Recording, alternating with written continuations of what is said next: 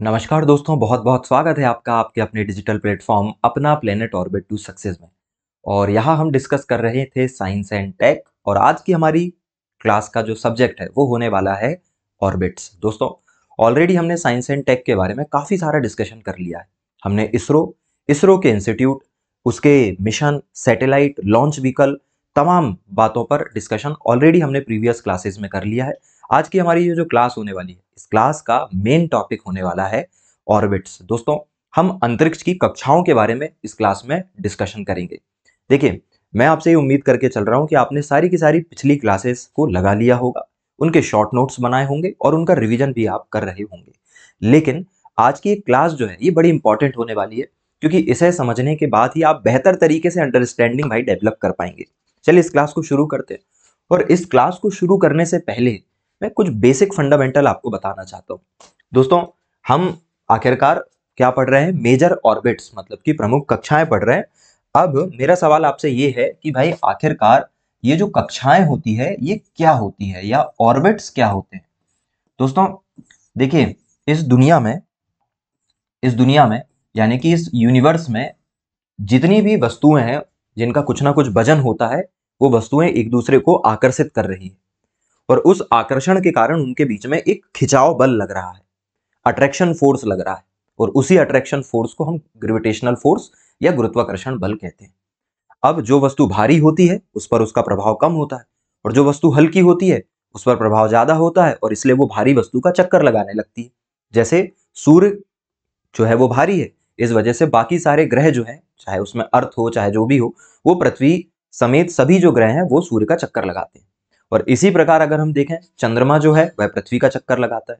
अब दोस्तों, अगर हमने पृथ्वी से हल्की किसी भी वस्तु को अगर पृथ्वी के आसपास ले जाकर रख दिया, तो उन दोनों के बीच में भी ग्रेविटेशनल फोर्स लगने लगेगा, और उस ग्रेविटेशनल फोर्स के कारण हल्की जो वस्तु है वह पृथ्वी की परिक्रमा करने लगेगी। अब थोड़ा सा समझना, किसी भी एक भारी वस्तु किसी भी भारी वस्तु, अब ये एक भारी वस्तु है, इस भारी वस्तु के चारों तरफ जब कोई वस्तु परिक्रमा करने लगती है, तो जो मार्ग बनता है दोस्तों, जो वृत्ताकार मार्ग बनता है, उसे क्या कहा जाता है? उसे कक्षा या ऑर्बिट कहा जाता है। देखिए, बात ये नहीं है कि इसकी परिभाषा क्या है, बात यहां समझने वाली है। बात यह है दोस्तों कि जब भी किसी भारी वस्तु के चारों तरफ कोई एक हल्की वस्तु परिक्रमा करती है, परिक्रमा क्यों करती है भाई? उसे करना पड़ेगा परिक्रमा, क्योंकि उन दोनों के बीच में क्या लग रहा है? फोर्स लग रहा है। अब इसे ऐसे समझिए कि यहां पर मेरे सामने एक 8 फीट का राक्षस आके खड़ा हो जाए, जिसका वजन जो है वो भाई 120 किलो है। अब मान लीजिए वो जो है मुझे 5 न्यूटन के बल से मार रहा है। जो वो मुझे मारेगा उसमें कितना फोर्स है? 5 न्यूटन का। और मैं भी उसे पंच कर रहा हूं 5 न्यूटन के फोर्स के साथ।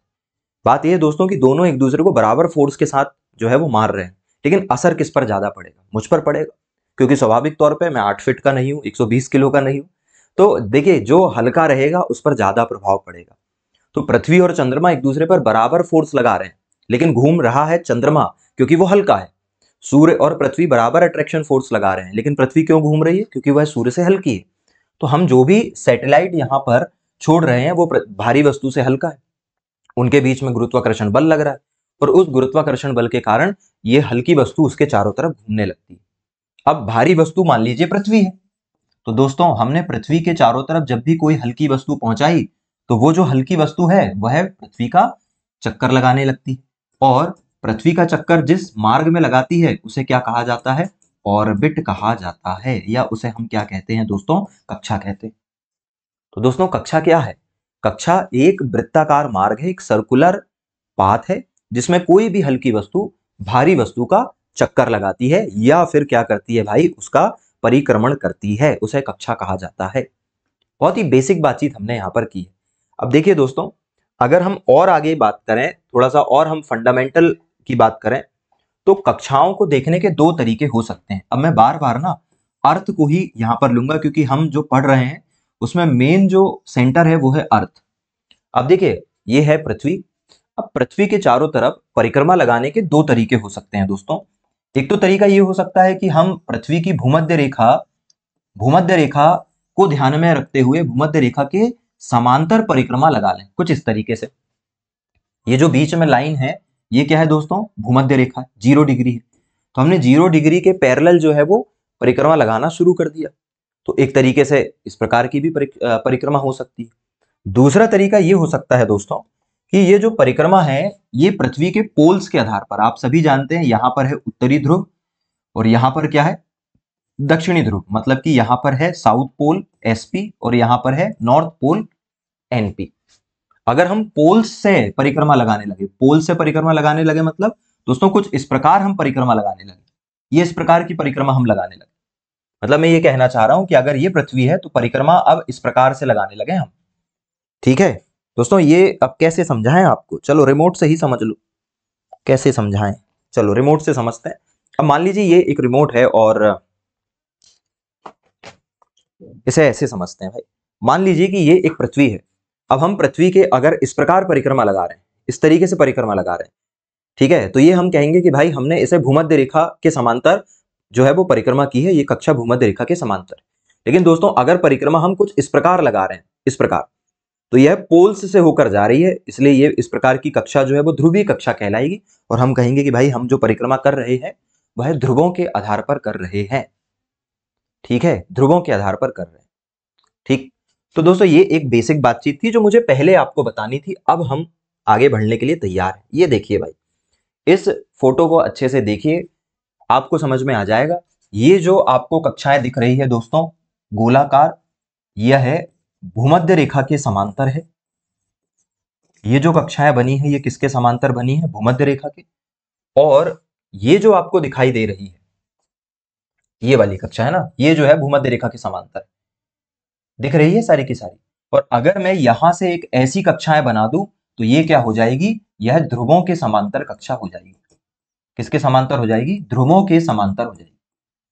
तो दोस्तों अगर हम इस आधार पर देखें तो कक्षाएं कितने प्रकार की होती है, दोस्तों कक्षाएं 2 प्रकार की होती है। इस आधार पर अगर हम देखें तो कक्षाओं के प्रकार क्या है, अभी आगे चलेंगे लेकिन पहले थोड़ा सा बेसिक कवर कर लीजिए। कक्षाओं के प्रकार क्या है दोस्तों, कक्षाओं को पढ़ने के 2 तरीके हो सकते हैं। कक्षाओं के 2 प्रकार होते हैं। पहला भूमध्य रेखा के समांतर, भूमध्य रेखा के समांतर। अब चूंकि भूमध्य रेखा एक लैटिट्यूड है, एक अक्षांश है, तो हम इस प्रकार की कक्षाओं को अक्षांशीय कक्षाएं कह देते हैं। क्या कह देते हैं, अक्षांशीय कक्षाएं कह देते हैं, मतलब कि हम इसे लैटिट्यूड ऑर्बिट्स बोल देते हैं। और दूसरा हो सकता है दोस्तों ध्रुवीय कक्षाएं। ध्रुवीय कक्षाओं का क्या मतलब है, यहां पर ध्रुवीय कक्षाओं का मतलब है कि ये जो कक्षाएं होगी यह पोल्स के समांतर है, ध्रुवों को ध्यान में रखते हुए बनाई गई। ठीक है, अब मैं यहां छोटा सा डायग्राम आपको बना के दिखाता हूं। देखिए ये हमने मान लिया कि ये अर्थ है और इस अर्थ के चारों तरफ हम इस प्रकार कक्षाएं बना रहे हैं। ये पहली बना दी, ये दूसरी बना दी और ये तीसरी बना दी। ठीक है, अब थोड़ा सा यहां पर ध्यान देना दोस्तों, अर्थ के समांतर जब हम अर्थ में भूमध्य रेखा के समांतर जब हम कक्षाएं बनाते हैं तो ये जो कक्षाएं हैं ये 3 प्रकार की होती है। हमने 3 प्रकार से इसे विभाजित कर दिया है। सबसे पास वाली जो कक्षा होती है दोस्तों उसे कहा जाता है LEO। उसे क्या कहा जाता है, LEO कहा जाता है। LEO का मतलब होता है लो अर्थ ऑर्बिट। इसका मतलब क्या होता है, लो अर्थ ऑर्बिट।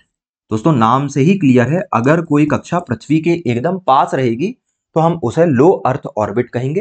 हिंदी में हम इसे निम्न भू कक्षा कहते हैं। हिंदी में हम इसे क्या कहते हैं, हिंदी में कहते हैं निम्न भू कक्षा, निम्न भू कक्षा। ठीक है दोस्तों, दूसरी अगर हम बात करें, ये दूसरी जो कक्षा है ये कहलाती है MEO। ये क्या कहलाती है, MEO कहलाती है। इसका मतलब है ये है दोस्तों मीडियम अर्थ ऑर्बिट। ये मीडियम अर्थ ऑर्बिट है दोस्तों, मतलब यह पृथ्वी से ना तो बहुत ज्यादा पास है और ना ही बहुत ज्यादा दूर है, अर्थात हिंदी में इसका मतलब होगा मध्य भू कक्षा। और जो सबसे दूर आपको दिखाई दे रही है ये कहलाती है दोस्तों HEO। क्या कहलाती है, HEO कहलाती है। मतलब इसका अगर हम इंग्लिश में फुल फॉर्म देखें तो ये होता है हाई अर्थ ऑर्बिट। ये क्या होती है, हाई अर्थ ऑर्बिट, मतलब कि उच्च भू कक्षा। दोस्तों इस आधार पर अगर हम देखें तो कक्षाएं 3 प्रकार की होती है। इस आधार पर अगर हम देखें तो कक्षाएं कितने प्रकार की है? 3 प्रकार की है भाई, एलईओ, एमईओ और एचईओ। एलईओ, एमईओ और HEO, low earth orbit, medium earth orbit और हाई अर्थ ऑर्बिट। क्लियर? अब ये क्या होती है, इन्हीं के बारे में तो पढ़ना है हमें, आगे बात करेंगे। फिलहाल देखिए, दूसरा तरीका ये हो सकता है कि भाई ये अर्थ है, ये अर्थ है दोस्तों, और अर्थ में 2 पोल्स होते हैं। अर्थ में क्या होते हैं? 2 पोल्स होते हैं इस तरीके के। ये हो गया आपका क्या? साउथ पोल, और ये हो गया आपका नॉर्थ पोल। अब हमने एक ऐसी कक्षा बनाई है दोस्तों जो कुछ इस प्रकार से इन पोल्स से होकर जा रही है, इस प्रकार पोल्स से होकर जा रही है। तो हमने कह दिया भाई ये जो ऑर्बिट है ये कहलाएगा पोलर ऑर्बिट। ये क्या कहलाएगा दोस्तों? पोलर ऑर्बिट या ध्रुवीय कक्षा कहलाएगी। ये क्या कहलाएगी? ध्रुवीय कक्षा कहलाएगी। तो इस आधार पर अगर हम देखें दोस्तों तो कक्षाएं 2 प्रकार की होती है। एक तो हो गई अक्षांशी कक्षा, जो कि आपकी एलईओ, एमईओ और एचईओ होती है, और दूसरी होती है आपकी ऐसी कक्षा जो पृथ्वी के ध्रुवों से होकर जाती है, उत्तरी ध्रुव और दक्षिण ध्रुवों से होकर जाती है। हम उसे क्या कहते हैं? पोलर ऑर्बिट कहते हैं। क्या ये बेसिक बातचीत आपको समझ में आ रही है भाई? बहुत, क्योंकि बहुत बेसिक बातचीत हम कर रहे हैं। अब हम आगे चल के एक एक करके बातचीत करते हैं। अब दोस्तों देखिए, पहले इन चारों को आराम से हम समझते हैं कि भाई आखिरकार ये एलईओ क्या होता है, एमईओ क्या होता है और एचईओ क्या होता है। फिर हम एक कंपाइल तरीके से सारी की सारी बातों को एक ही स्लाइड बनाकर समझ लेंगे। ठीक है? ये देखिए भाई, चलो इस डायग्राम के बजाय मैं आपको बनाकर ही बताता हूं। सबसे पहले समझना दोस्तों, चलिए सबसे पहले यहां पर मैं आपको समझाता हूं एलईओ क्या होता है। दोस्तों सबसे पहले हम समझ रहे हैं एलईओ। एलईओ मतलब क्या होता है? लो अर्थ ऑर्बिट। अब ये लो अर्थ ऑर्बिट हिंदी में हमने इसे क्या कहा था? निम्न भू कक्षा। निम्न भू कक्षा। देखिए भाई दोस्तों, ये जो एलईओ होता है ना, एलईओ, अब इसे हम यहां डायग्राम बना के समझते हैं। ये है भाई आपकी पृथ्वी। ये क्या है? पृथ्वी है, अर्थ है। और दोस्तों इस अर्थ के यहां से ये इस तरीके से मैंने एक ऑर्बिट बनाई। ये जो मैंने बनाया है ये है एलईओ। ये है एलईओ। अब थोड़ा सा ध्यान देना दोस्तों, पृथ्वी से 100 किलोमीटर की ऊंचाई तक, पृथ्वी से लेकर जहां पर हम खड़े हैं ना, उस सरफेस से लेकर 100 किलोमीटर की ऊंचाई तक का जो आसमान होता है उसे हम अंतरिक्ष नहीं कहते हैं दोस्तों। इसलिए नहीं कहते हैं क्योंकि धरती से 100 किलोमीटर की ऊंचाई तक का जो स्पेस होता है वह उस देश का माना जाता है जिस देश के ऊपर वो स्थित है। जैसे भारत के ऊपर का जो 100 किलोमीटर तक का जो एयर स्पेस है उसमें हमारा कंट्रोल है। पाकिस्तान का पाकिस्तान के पास है, चाइना का चाइना के पास है। दुनिया में किसी भी देश के पास उसके देश के ऊपर के 100 किलोमीटर तक का कंट्रोल होता है। वहां पर होने वाली सभी की सभी गतिविधियों को करने के लिए उस देश की अनुमति होना जरूरी है। अगर हम अनुमति नहीं लेते हैं तो फिर वह हमें अलग नजरिए से देखेगा। हो सकता है कि उसे लगे कि कोई दूसरा व्यक्ति हमारे एयर स्पेस में घुसने की कोशिश कर रहा है और वो आक्रमण हम पे कर सकता है। इसलिए हम 100 किलोमीटर की ऊंचाई के ऊपर हमेशा सैटेलाइट जो है वो छोड़ते हैं। तो ये जो कक्षा है ना दोस्तों, ये कक्षा पृथ्वी से 100 किलोमीटर की ऊंचाई से शुरू होती है। कहां से शुरू होती है? 100 किलोमीटर की ऊंचाई से शुरू होती है और 2000 किलोमीटर की ऊंचाई तक पाई जाती है। मतलब मैं ये कहना चाह रहा हूं कि पृथ्वी से 100 किलोमीटर की ऊंचाई से लेकर 2000 किलोमीटर की ऊंचाई तक आप जितने भी सैटेलाइट पहुंचाते हो वो सारे सैटेलाइट जो कक्षा बनाते हैं उन सभी कक्षाओं को लो अर्थ ऑर्बिट कहा जाता है। ध्यान रखिएगा, लो अर्थ ऑर्बिट कोई एक कक्षा नहीं है, एक रेंज है। उस रेंज के बीच में आप जितने भी सैटेलाइट पहुंचाओगे वो सब चक्कर लगाएंगे, और चक्कर लगाएंगे तो सबका एक सर्कुलर पाथ बनेगा, और वो सारे के सारे पाथ क्या कहलाएंगे? लो अर्थ ऑर्बिट कहलाएंगे। तो दोस्तों लो अर्थ ऑर्बिट 100 किलोमीटर से लेकर 2000 किलोमीटर तक का एरिया होता है अंतरिक्ष में। तो चलें भाई हम उसी के बारे में यहां पर लिखकर भी बातचीत कर देते हैं। लो अर्थ ऑर्बिट क्या है दोस्तों? यह है पृथ्वी से 100 किलोमीटर की ऊंचाई से लेकर 100 किलोमीटर से 2000 किलोमीटर तक की ऊंचाई तक की ऊंचाई का क्षेत्र है। मतलब एक ऐसा रीजन है जो 100 किलोमीटर से लेकर शुरू होता है और 2000 किलोमीटर तक जाता है। ठीक है, ये लो अर्थ ऑर्बिट कहलाता है। अब इसकी कुछ अपनी विशेषता है दोस्तों। अब देखिए, अगर आप पृथ्वी के 100 किलोमीटर से लेकर 2000 किलोमीटर के बीच में अपना सैटेलाइट घुमाओगे तो यहां की कुछ विशेषताएं हैं। पहली तो विशेषता यह है दोस्तों कि यहां पर जो बल लगता है, जो आकर्षण बल लगता है, आकर्षण बल को हम क्या कहते हैं? गुरुत्वाकर्षण बल कहते हैं ना दोस्तों। क्या कहते हैं? गुरुत्वाकर्षण बल कहते हैं। तो चूंकि यहां पर सैटेलाइट पृथ्वी के बहुत ज्यादा पास होता है, इसलिए यहां पर गुरुत्वाकर्षण बल का जो मान है वो सबसे ज्यादा रहेगा। यहां पर सर्वाधिक गुरुत्वाकर्षण बल लगेगा क्योंकि आप पृथ्वी के एकदम पास हो। और चूंकि मैंने आपको कहा था कि किसी भी सैटेलाइट की जो गति होती है दोस्तों, वो किस पे निर्भर करती है? गुरुत्वाकर्षण बल पे निर्भर करती है। जितना ज्यादा ग्रेविटेशनल फोर्स लगेगा, गति जो है वो उतनी ज्यादा रहेगी। थोड़ा सा यहां पे समझना, मैं एक छोटी सी बातचीत आपको बता रहा हूं दोस्तों। ध्यान रखना, जो गति होती है, किसकी गति? सैटेलाइट की जो स्पीड होती है, सैटेलाइट की जो स्पीड होती है वो किस पे निर्भर करती है दोस्तों? वो निर्भर करती है पूरी तरह गुरुत्वाकर्षण बल पर। जितना ज्यादा गुरुत्वाकर्षण बल रहेगा, जितना ज्यादा फोर्स रहेगा, उतनी ज्यादा स्पीड रहेगी। इस बात को ध्यान रखना। गुरुत्वाकर्षण बल जितना ज्यादा रहेगा, स्पीड उतनी ज्यादा रहेगी। अभी मैंने आपको बताया था कि एलईओ में गुरुत्वाकर्षण बल का मान बहुत ज्यादा है क्योंकि आप पृथ्वी के एकदम पास खड़े हो भाई।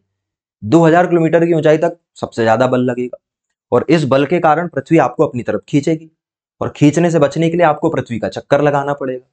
तो दोस्तों यही कारण है कि इस कक्षा के जो सैटेलाइट होते हैं, इनकी जो परिक्रमण अवधि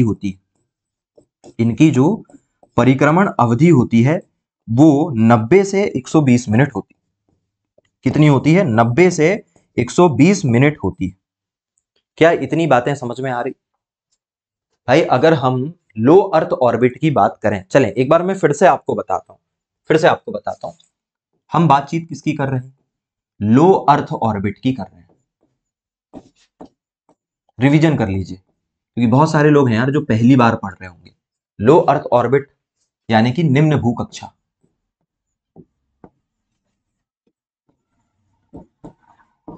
क्या होती है निम्न भू कक्षा दोस्तों?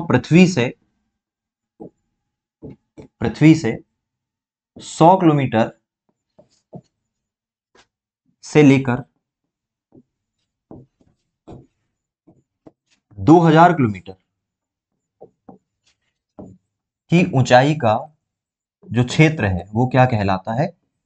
लो अर्थ ऑर्बिट कहलाता है। यही तो देखा था हमने, यही है आपका एलईओ। ठीक है, इसको थोड़ा सा अपन क्या करते हैं, नीचे ले आते हैं।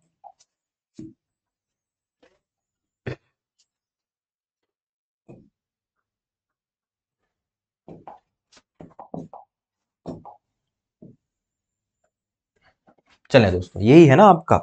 अब आगे की हम बात करते हैं। भाई इसकी ऊंचाई तो अभी हमने बता दी।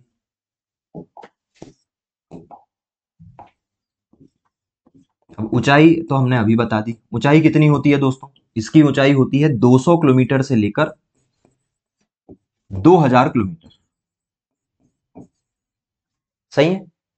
दूसरा दोस्तों, इसकी यहां पर घूमने वाले जो उपग्रह होते हैं उनकी परिक्रमण अवधि कितनी होती है?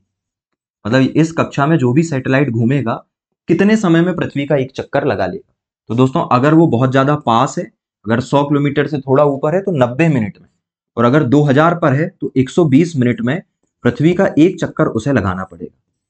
मतलब अगर इस कक्षा में आप किसी भी सैटेलाइट को घुमाओगे तो वह एक दिन में पृथ्वी के करीब वही लगभग ये मान के चलो आप कि 18 चक्कर तो लगा ही लेगा। 12 से लेके 18 चक्कर तो लगा ही लेगा। ठीक है, अब अगली हम बात करते हैं यहां पर गुरुत्वाकर्षण बल की क्या स्थिति है। तो दोस्तों यहां पर गुरुत्वाकर्षण बल जो होता है वो कैसा होता है? सर्वाधिक होता है।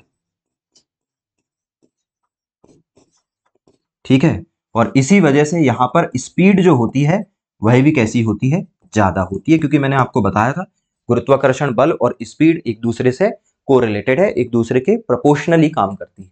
अब और भी हम बात करते हैं दोस्तों। देखिए, अगर मैं छोटा सा एक यहाँ पे डायग्राम बताऊं आपको, तो ये है अर्थ, ये है अर्थ, और अर्थ के चारों तरफ हमने एक कक्षा बना दी, और ये कक्षा क्या है हमारी, LEO, ठीक है, और इसमें हमने एक ये सैटेलाइट घुमा दिया। अब मैं आपसे पूछ रहा हूं कि भाई इस सैटेलाइट का उपयोग क्या क्या हो सकता है, इसके यूजेस क्या क्या हो सकते हैं। तो दोस्तों देखिए, इसका तो पहला उपयोग ये है कि अगर आप LEO में किसी सैटेलाइट को पहुंचाते हो, तो वो सैटेलाइट एक दिन में पृथ्वी के कई चक्कर लगा सकता है। इसका ये मतलब है कि ऐसी चीजें जो लगातार बदल रही है, जैसे ट्रैफिक बार बार बदल रहा है, बाढ़ जो है वो बार बार बदल जाती है, हवा की जो गति है वो बार बार बदल जाती है, मौसम और जो छोटी मोटी चीजें हैं ना वो बदलती रहती है। इन सब चीजों को देखने के लिए ये सैटेलाइट बहुत अच्छे हैं, क्योंकि एक दिन में ये कई बार चक्कर लगा रहे हैं। मतलब दोस्तों, अगर हमें पृथ्वी का अवलोकन करना है, भू अवलोकन करना है, भू अवलोकन मतलब अर्थ ऑब्जर्वेशन करना है, तो उसके लिए कैसे होते हैं, बेस्ट होते हैं, अर्थ ऑब्जर्वेशन के काम आते हैं ये वाले सैटेलाइट। दूसरा दोस्तों, अगर जासूसी करनी है तो भी ये बहुत अच्छा है, क्योंकि किसी भी क्षेत्र से आप कई बार सैटेलाइट को पहुंचा सकते हो, और बार बार वो वहां से जाते रहेंगे, तो आप हर बार की डिटेल ले सकते हो। जैसे अगर हमें देखना है कि सियाचिन के पास चाइना जो है वो क्या कर रहा है, तो हम हर 1 घंटे की रिपोर्ट प्राप्त कर सकते हैं, किसके द्वारा, इस प्रकार के सैटेलाइट के द्वारा। दोस्तों, ये जो सैटेलाइट होते हैं ना, ये जासूसी करने, पृथ्वी का अवलोकन करने, इनके काम आते हैं, ठीक है, ये सब इसके काम होते हैं। अब इसकी कमी क्या है दोस्तों, सबसे बड़ी समस्या इस कक्षा की कमी क्या है। अगर हम इस कक्षा की कमी की बात करें, इस कक्षा की कमियां क्या है, कमियां ये है दोस्तों कि यहां पर सैटेलाइट जल्दी खराब हो जाते हैं। इस कक्षा में जो भी हम सैटेलाइट पहुंचाते हैं, चूंकि गुरुत्वाकर्षण बहुत ज्यादा है, इस वजह से वह जल्दी खराब हो जाते हैं, और जल्दी खराब होने की वजह से हमें बार बार उन्हें लॉन्च करना पड़ता है। तो आप बार बार खबर पढ़ते रहोगे कि एक फलाना अर्थ ऑब्जर्वेशन सैटेलाइट इसरो ने लॉन्च किया, फिर 3 महीने बाद फिर लॉन्च किया, फिर लॉन्च किया, तो बहुत जल्दी खराब हो जाते हैं, क्योंकि यहां पर गुरुत्वाकर्षण बल सबसे ज्यादा होता है। क्या बातें अच्छे से समझ में आ गई? जल्दी से इसे देखो, फिर हम आगे की बातचीत करेंगे। चलें भाई, अब आगे की बातचीत कर रहे हैं दोस्तों, आगे की हम बातचीत कर रहे हैं। चलो स्लाइड भी देख लो भाई। ये है लो अर्थ ऑर्बिट, और इसकी ऊंचाई होती है 200 से 2000 किलोमीटर। आप, मैं 100 इसलिए बताया आपको क्योंकि 100 एग्जैक्टली सही है, पर एकदम 110 से तो आप पहुंचाओगे नहीं, तो लगभग 200 से मानकर लोग करते हैं काम। 90 से 120 मिनट इसकी अवधि होती है, और अर्थ ऑब्जर्वेशन के लिए इसका उपयोग किया जाता है ना। इंटरनेशनल स्पेस स्टेशन जो है वो यहीं पर घूमता है, और इसके कुछ एग्जाम्पल भी हैं, जैसे हमने कार्टोसैट, रीसैट, अमेरिका का हबल टेलीस्कोप यहीं पर स्थित है दोस्तों। मैं इनके बारे में ऑलरेडी आपको पिछली कुछ क्लासेस में पढ़ा चुका हूं। अब हम बातचीत कर रहे हैं भाई MEO की। दोस्तों, अब हमारी जो चर्चा चल रही है वो चल रही है MEO। MEO मतलब क्या होता है आपका, मीडियम अर्थ ऑर्बिट। क्या है, मीडियम अर्थ ऑर्बिट, है ना। तो हम मीडियम अर्थ ऑर्बिट की अब बातचीत कर रहे हैं। अब देखिए, ये मीडियम अर्थ ऑर्बिट जो है, ये लो अर्थ ऑर्बिट से थोड़ी और ऊंचाई पर स्थित कक्षा है। जैसे मान लीजिए ये क्या है, अर्थ, ये अर्थ है दोस्तों, और अर्थ के लगभग 200 से 2000 किलोमीटर की ऊंचाई पर क्या स्थित है, LEO स्थित है। अब इस LEO के ऊपर दोस्तों जो कक्षा आएगी वो कहलाएगी MEO। क्या कहलाएगी, MEO। इस MEO की अगर हम बात करें तो दोस्तों MEO जो होती है यह है, इसकी ऊंचाई की अगर हम बात करें, MEO की ऊंचाई की अगर हम बात करें तो ये शुरू होती है 2000 किलोमीटर से। भाई जहां LEO खत्म होगा वहां से ये शुरू होगी। तो दोस्तों 2000 किलोमीटर से लेकर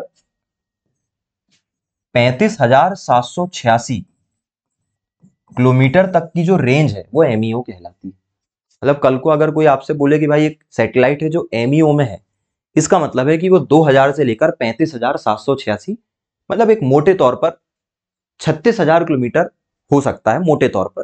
तो 2000 से 36,000 किलोमीटर के बीच में वो कहीं जो है वो रहकर पृथ्वी की परिक्रमा कर रहा है।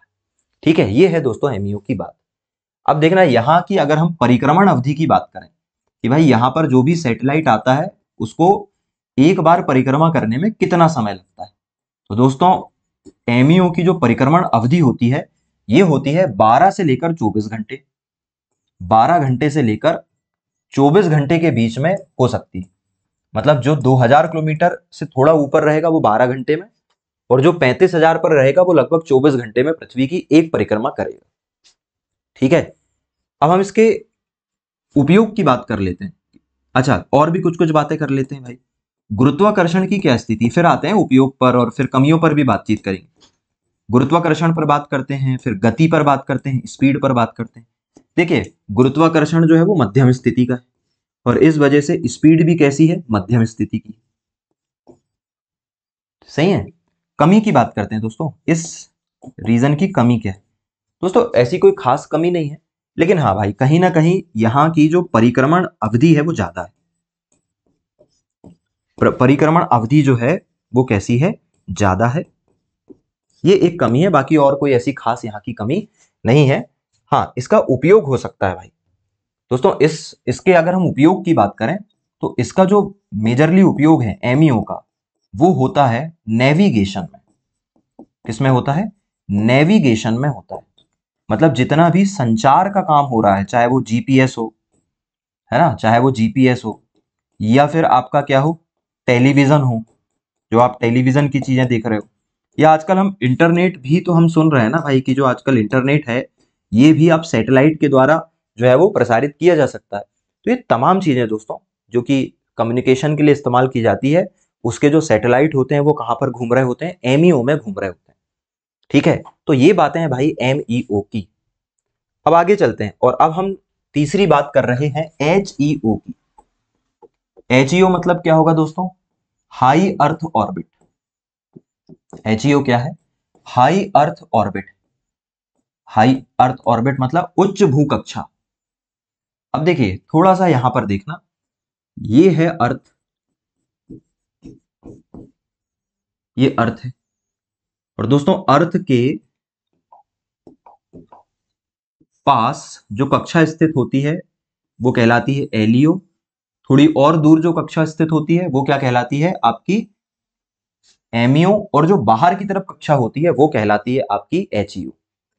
देखिए ये जो पहली कक्षा है ये है एलईओ, ये जो कक्षा है ये है एमईओ, और जो सबसे बाहर स्थित कक्षा है वो है एचईओ।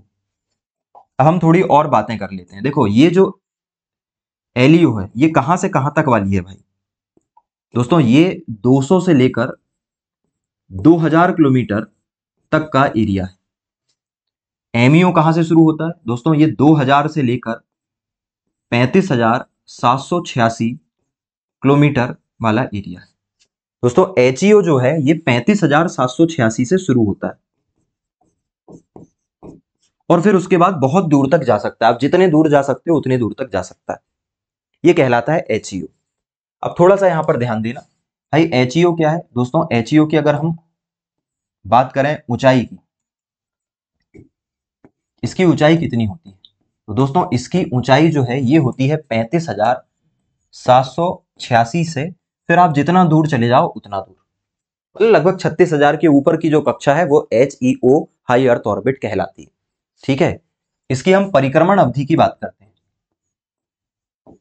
परिक्रमण अवधि दोस्तों देखिए, ये जो 35,786 किलोमीटर की ऊंचाई पर जब आप जाते हो तो परिक्रमण अवधि 24 घंटे की हो जाती है। कितने की हो जाती है, 24 घंटे की हो जाती है भाई, ये एचईओ कहलाती है ना। और लगभग किसके बराबर हो जाती है, पृथ्वी के बराबर, क्योंकि पृथ्वी भी अपना एक चक्कर कितने में पूरा करती है, 24 घंटे में। और ये तो पृथ्वी के घूर्णन के बराबर हो जाती है।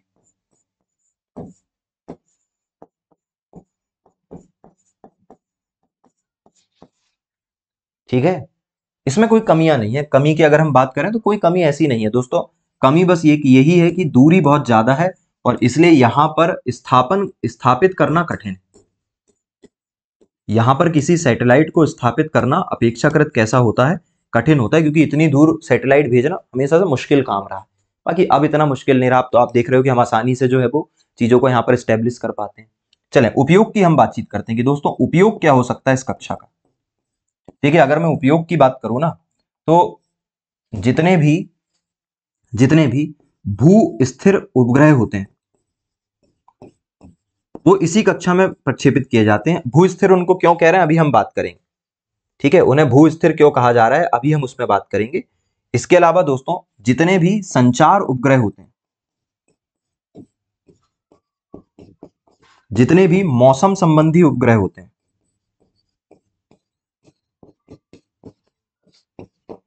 वो है यहीं पर पहुंचाए जाते हैं।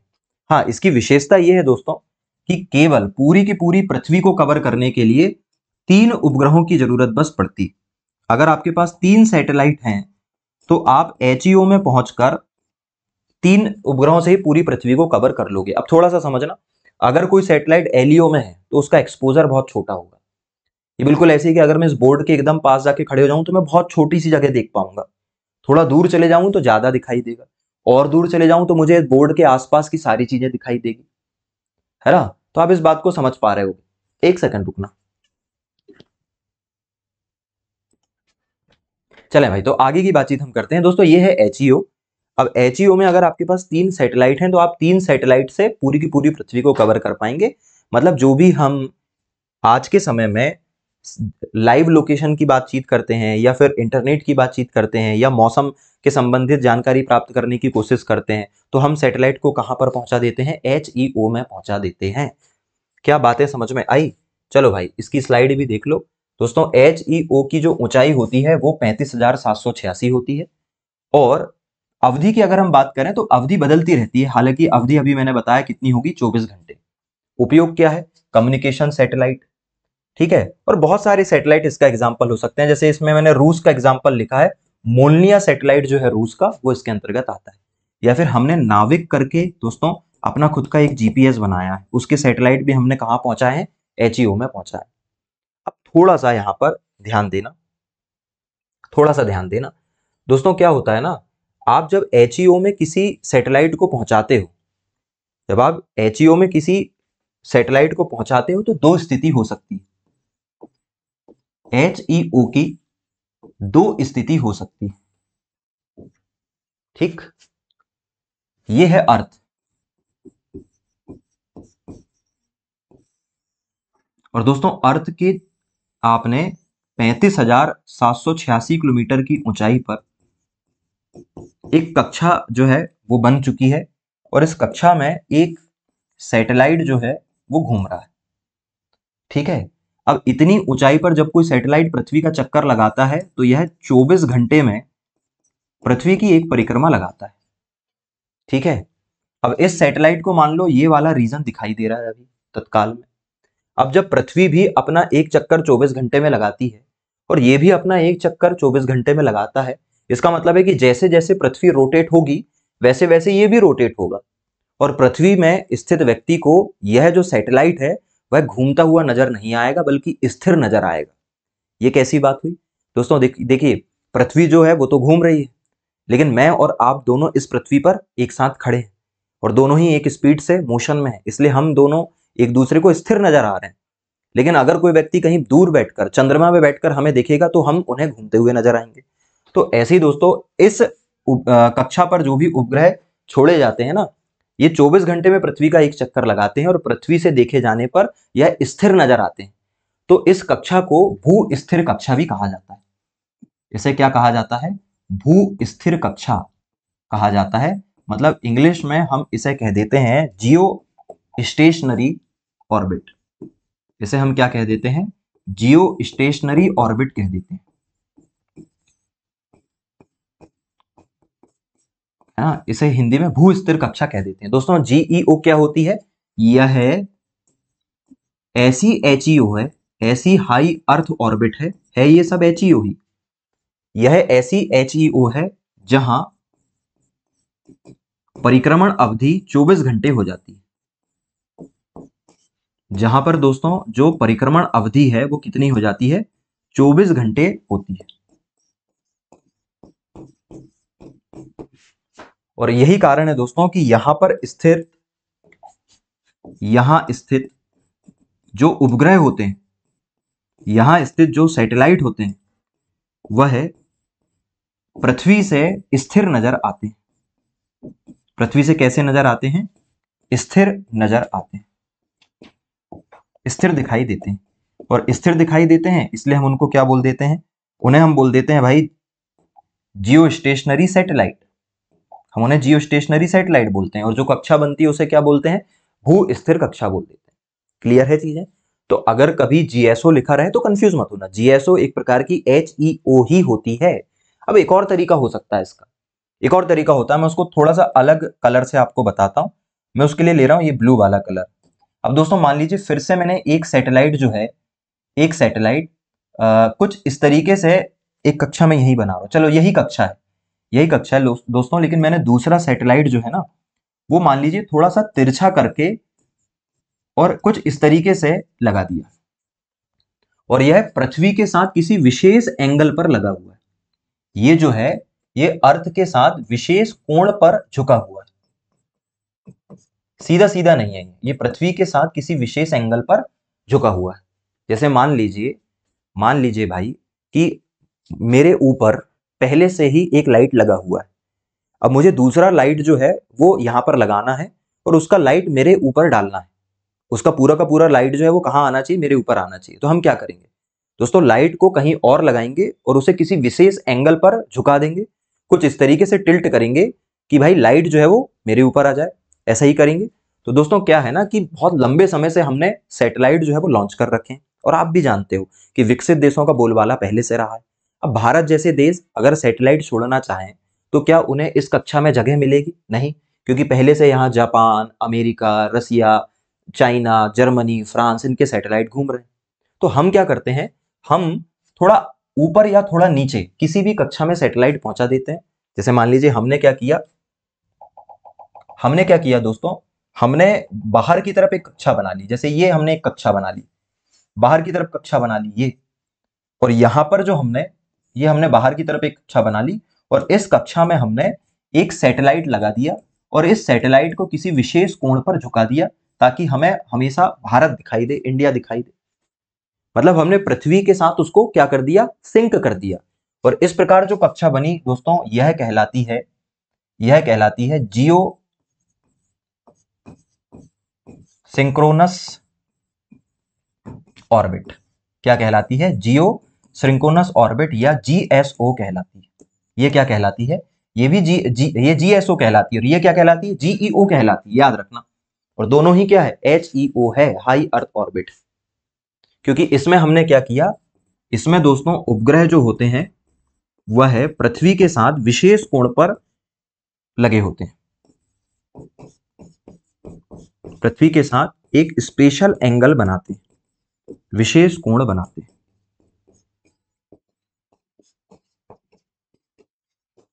वो तो हम डिसाइड करेंगे ना कि एंगल क्या होगा, पर जो ऑर्बिट बनेगी वो क्या कहलाएगी, जीएसओ कहलाएगी। क्या कहलाएगी, जीएसओ कहलाएगी, जियो सिंक्रोनस ऑर्बिट कहलाएगी। सही है भाई। अब जल्दी से इसे देखिए, देन फिर हम आगे की तरफ चलते हैं, और आपको कुछ और भी चीजें मुझे बतानी है, देन फिर हम खत्म करते हैं चीजों को।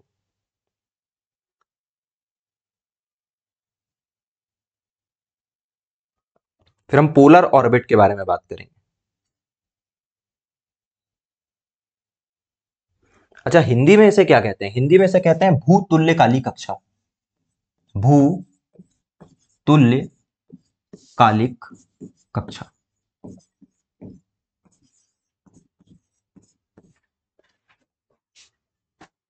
दोस्तों अभी तक हमने क्या क्या देखा, हम शुरू से बातचीत करते हैं, देन फिर हम एक और छोटा सा कॉन्सेप्ट पढ़ के हमारी क्लास को खत्म करेंगे। हम देख रहे थे प्रमुख कक्षाएं। सबसे पहले हमने देखा कि भाई कक्षाएं का क्या फंडामेंटल है। जब भी कोई हल्की वस्तु भारी वस्तु के सामने रख दी जाती है तो वो परिक्रमा करने लगती है, और उससे जो मार्ग बनता है उसी को हम क्या कहते हैं, कक्षा कहते हैं। कक्षाएं दो प्रकार से हो सकती है, भूमध्य रेखा के समांतर है, एलईओ, एचईओ, एमईओ ऐसी हो सकती है, और अगर ध्रुवों के समांतर है तो पोलर बनेगी, उस पर अभी हम बात करेंगे। ठीक है, फिर हमने एक एक करके बात की। सबसे पहले हमने बात की लो अर्थ ऑर्बिट की। तो भाई लो अर्थ ऑर्बिट क्या होती है, पृथ्वी से 200 से 2000 किलोमीटर की ऊंचाई पर बनी कक्षा एलईओ कहलाती है। यहाँ पे घूमने वाले सैटेलाइट की परिक्रमण अवधि 90 से 120 मिनट होती है। यहाँ पर गुरुत्वाकर्षण बल सबसे ज्यादा होता है, इसलिए सैटेलाइट की स्पीड भी सबसे ज्यादा होती है। लेकिन एक प्रॉब्लम है, सैटेलाइट जब बहुत ज्यादा स्पीड से घूमता है तो जल्दी खराब हो जाता है, ये इसकी कमी। इसलिए बार बार हमें सैटेलाइट लॉन्च करने पड़ते हैं। उपयोग क्या है? अगर हमें अर्थ का ऑब्जर्वेशन करना है, ठीक है, मौसम की जानकारी चाहिए, यातायात की जानकारी चाहिए, तो उसके लिए बेहतर है। जासूसी करने के लिए भी इसी कक्षा में सैटेलाइट लॉन्च किए जाते हैं। फिर हमने देखा एमईओ, जो कि एलईओ के ऊपर होती है। 2000 से लेकर 35,786 के बीच की जो रेंज है वो एमईओ कहलाती है। और यहाँ पर 12 से 24 घंटे की परिक्रमण अवधि होती है। गुरुत्वाकर्षण और स्पीड मीडियम है। कमी ये है कि भाई परिक्रमण अवधि थोड़ी ज्यादा है यहाँ पे। Navigation satellite, GPS, television, internet के सैटेलाइट यहीं पर छोड़े जाते हैं। फिर हमने बात की थी एचईओ की। 35,786 किलोमीटर के ऊपर की जितनी भी कक्षाएं वो सब एचईओ कहलाएगी। और यहाँ पर परिक्रमण अवधि 24 घंटे से लेकर कितनी भी हो सकती है। आप जितनी दूर की कक्षा बनाओगे समय उतना ज्यादा लगेगा। कमी यह है कि स्थापित करना कठिन है यहाँ पर। और हम जितने भी भू स्थिर उपग्रह छोड़ते हैं, संचार उपग्रह छोड़ते हैं, मौसम उपग्रह छोड़ते हैं, वो यहीं आते हैं। तीसरा, इस कक्षा पर बहुत ज्यादा उपग्रह छोड़ने की जरूरत नहीं है। 3 सैटेलाइट से पूरी दुनिया के बारे में आप जानकारी प्राप्त कर सकते हो। अब हमने देखा एचईओ 2 प्रकार की होती है। एक होती है जीईओ और एक होती है जीएसओ। जीईओ मतलब एग्जैक्टली 35,000। दोस्तों जीईओ जो होती है वो 35,786 किलोमीटर पर स्थित कक्षा है, ना उससे ऊपर ना उससे नीचे। तो 35,786 किलोमीटर की ऊंचाई पर जो कक्षा बनती है वो जीईओ कहलाती है, क्योंकि इस कक्षा पर घूमने वाले उपग्रह पृथ्वी से स्थिर नजर आते हैं और 24 घंटे में एक चक्कर लगा लेते हैं। अब इसके थोड़े ऊपर या इसके थोड़े नीचे जो कक्षा होगी वो क्या कहलाएगी? वैसे नीचे तो नहीं हो सकती, ऊपर की जो कक्षा है वो क्या कहलाएगी? जीएसओ कहलाएगी। क्या कहलाएगी? जीएसओ, जियो सिंक्रोनस ऑर्बिट, भूतुल्यकाली कक्षा। इस पर घूमने वाले सैटेलाइट होते एचईओ में भी, लेकिन पृथ्वी के साथ किसी विशेष कोण पर झुके रहते हैं। सही है। अब लास्ट हम बात कर रहे हैं दोस्तों, पोलर ऑर्बिट क्या होते हैं। थोड़ा सा समझना, पोलर ऑर्बिट क्या होते हैं, ध्रुवीय कक्षाएं क्या होती हैं।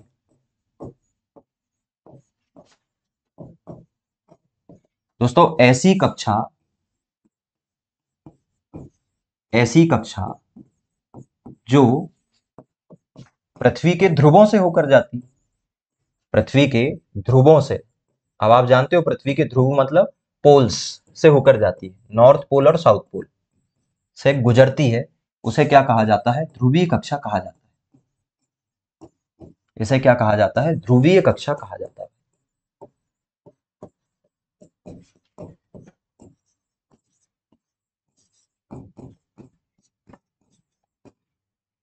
बहुत सिंपल सी बात है दोस्तों, ये है अर्थ और ये है अर्थ के पोल, ये है नॉर्थ पोल और ये है साउथ पोल। और अगर कक्षा जो है वो कुछ इस प्रकार जा रही है ऐसे, तो ये क्या हो जाएगी आपकी? ये कहलाएगी पोलर ऑर्बिट। ये क्या कहलाएगी? पोलर ऑर्बिट कहलाएगी, क्योंकि यह कहां से होकर जाती है भाई? ये कहां से होकर जाती है? पोल से होकर जाती है। अब अगर हम इसकी ऊंचाई की बात करें तो दोस्तों देखो, पोलर ऑर्बिट की अलग अलग ऊंचाई हो सकती है, लेकिन पोलर ऑर्बिट जो है वो एक प्रकार की एलईओ ही होती है। मतलब इसकी ऊंचाई जो है वो 600 किलोमीटर से लेकर, इसकी जो ऊंचाई है वो 600 किलोमीटर से लेकर आमतौर पर 1000 किलोमीटर तक मानी जाती है। पृथ्वी के ध्रुवों के ऊपर 600 से 1000 किलोमीटर की ऊंचाई जो होती है वो पोलर ऑर्बिट का रीजन मानी जाती है। सही है। तो इसका भी उपयोग हम करते हैं समय समय पर। ठीक, उपयोग वही है, पृथ्वी का अवलोकन। पास में जो भी उपग्रह होंगे वो पृथ्वी का अवलोकन ही करेंगे। और समस्या वही रहेगी, बार बार प्रक्षेपित करना पड़ता है इन सैटेलाइट को, यही समस्या। क्या इतनी बातें समझ में आ रही है भाई? चलें अब दो बातें और देख लेते हैं। ये देखो भाई, ये है आपकी, ये जो आपको दिखाई दे रही है ना, ये हालांकि ये कुछ और लिखा है, लेकिन इस डायग्राम में देखो, ये जो कक्षा आपको ब्लू कलर की दिखाई दे रही है जो ऐसे जा रही है, ये है आपकी पोलर ऑर्बिट। ये क्या है दोस्तों? पोलर ऑर्बिट कहलाती है।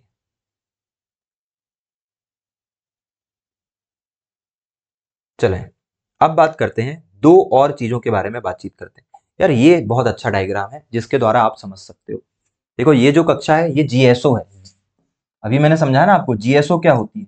एक ऐसी कक्षा जिसमें लगने वाले सैटेलाइट पृथ्वी के साथ विशेष कोण पर टिल्ट रहते हैं वो जीएसओ कहलाती है, और पोल से होकर जाने वाली कक्षा क्या कहलाती है? पोलर ऑर्बिट कहलाती है। ठीक, अब दो कक्षाओं के बारे में हम समझेंगे, देन फिर हमारी क्लास को खत्म करेंगे। दोस्तों, एक होती है जीटीओ, इसका फुल फॉर्म होता है जियो ट्रांसफर ऑर्बिट। जियो ट्रांसफर ऑर्बिट, ये क्या होती है थोड़ा समझना। ये है अर्थ, और ये जो कक्षा आपको बाहर की तरफ दिखाई दे रही है दोस्तों, ये है जीएसओ। मान लीजिए हमें कोई सैटेलाइट जो है वो जीएसओ में छोड़ना है, तो उस सैटेलाइट को छोड़ने के लिए हम सबसे पहले लो अर्थ ऑर्बिट में उसे पहुंचाएंगे, फिर उसे मीडियम अर्थ ऑर्बिट में पहुंचाएंगे, देन उसके बाद उसे कुछ इस तरीके का एक लीप देंगे, ऐसा एक लीप प्रदान करेंगे। उसे क्या करेंगे हम? कुछ एक इस तरीके का एक लीप देंगे, देन फिर उसके बाद उसको इस कक्षा में पहुंचाएंगे। तो ये जो बीच का जो क्षेत्र बना, ये जीटीओ कहलाता है। दोस्तों, जीटीओ जो है वो एमईओ और जीएसओ के मध्य का क्षेत्र है। मध्य का क्या है? क्षेत्र। तो जब भी कोई सैटेलाइट जीएसओ में पहुंचना चाहता है, तो वह जीएसओ में पहुंचने से पहले जहां पर रहता है उसे हम जीटीओ कहते हैं। उसे हम क्या कहते हैं? जीटीओ। ये इस डायग्राम से आप समझो, ये है जीटीओ। तो ये है अर्थ और ये है जीएसओ, और आपको ये जो बीच का पाथ दिखाई दे रहा है, ये वाला, ये है आपका क्या? जीटीओ। तो आपने देखा है जब भी कोई, अब इसको मैं ऐसे समझाता हूं, आपने देखा है जब कोई हेलीकॉप्टर हेलीपैड में उतर रहा होता है, तो वह सीधे ना उतरकर पहले उस क्षेत्र का कम से कम 1 या 2 चक्कर लगाता है।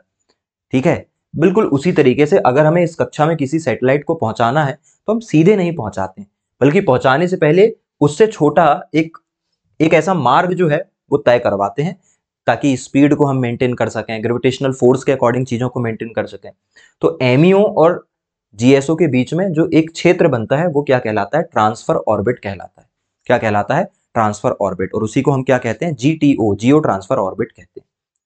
चलें लास्ट दोस्तों, एसएसओ क्या होता है?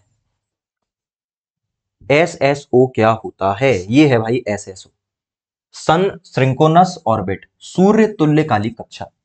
मैंने आपको जीएसओ बताया था, जब आप एक ऐसी कक्षा बनाते हो जो कि पृथ्वी के साथ, जिसमें घूमने वाले सैटेलाइट पृथ्वी के साथ किसी विशेष एंगल में टिल्ट रहते हैं, तो आप कहते हो कि भाई वो जीएसओ हो गई। बिल्कुल उसी तरह दोस्तों, उसी तरह आपने एक ऐसा उपग्रह पृथ्वी के चारों तरफ घुमाया जो कि पोलर ऑर्बिट में घूम रहा था पहले से। मैंने आपको कहा ये है पृथ्वी, ये है पृथ्वी, और पृथ्वी के चारों तरफ आपने एक कक्षा बनाई, और इस कक्षा में आपने एक उपग्रह को लगा दिया। ठीक है, ये कौन सी कक्षा है? ये है एक पोलर ऑर्बिट, और ये क्या है? आपका सैटेलाइट। अब आपने क्या किया दोस्तों? इस सैटेलाइट को एक विशेष कोण पर इस तरीके से अरेंज कर दिया, इसे विशेष कोण पर इस तरीके से अरेंज कर दिया कि यह हमेशा सूर्य का प्रकाश जो है वो लेता रहेगा। सूर्य के प्रकाश के आधार पर जब आप इसे विशेष कोण पर झुका देते हो पोलर ऑर्बिट में, तो जो कक्षा बनती है वह एसएसओ कहलाती है। क्या कहलाती है? एसएसओ कहलाती है। मतलब दोस्तों, एसएसओ जो है ये एक ऐसी पोलर ऑर्बिट होती है जिसमें घूमने वाले सैटेलाइट सूर्य के साथ विशेष कोण पर झुके हुए होते हैं। उपग्रह पृथ्वी का ही परिक्रमा करते हैं, पोलर ऑर्बिट में ही करते हैं, लेकिन किसके आधार पर झुके होते हैं? सूर्य के आधार पर, ताकि सूर्य का प्रकाश हमेशा उनके ऊपर पड़ता रहे। और इस प्रकार की कक्षा को हम क्या कहते हैं? एसएसओ, सन सिंक्रोनस ऑर्बिट कहते हैं। क्या बातें समझ में आई? ये थी हमारी क्लास, और इस क्लास में हमने सारी की सारी चीजों पर बातचीत कर ली। दोस्तों देखिए, मैंने यहां पर आपको एक टेबल बनाकर दी है लास्ट में। ये पीपीटी आपको मिल जाएगी टेलीग्राम चैनल पर, और अगर आप ऐप में क्लास लगा रहे हो तो लेक्चर के साथ ही मिल जाएगी, और अगर यूट्यूब पर लगाओगे तो आपको मिलेगी टेलीग्राम चैनल पर, जिसकी लिंक रहेगी डिस्क्रिप्शन बॉक्स में। अभी बात यहां पर समझना, ये मैंने क्विक रिवीजन के लिए आपको सारी की सारी चीजों की टेबल बनाकर दी है, जहां पर कक्षाओं के बारे में चीजें हैं, उनकी ऊंचाई के बारे में है, उनकी अवधि के बारे में है, उनका उपयोग और उनका एग्जाम्पल, सारी की सारी चीजें मैंने एक टेबल में आपको बनाकर दे दी। जिससे कि रिवीजन करना आपके लिए बहुत आसान हो जाएगा। आई होप कि आपको क्लास समझ में आई होगी। अगर कोई डाउट है तो आप हमसे पूछ सकते हैं। हम मिलते हैं अगली क्लास में। नमस्कार।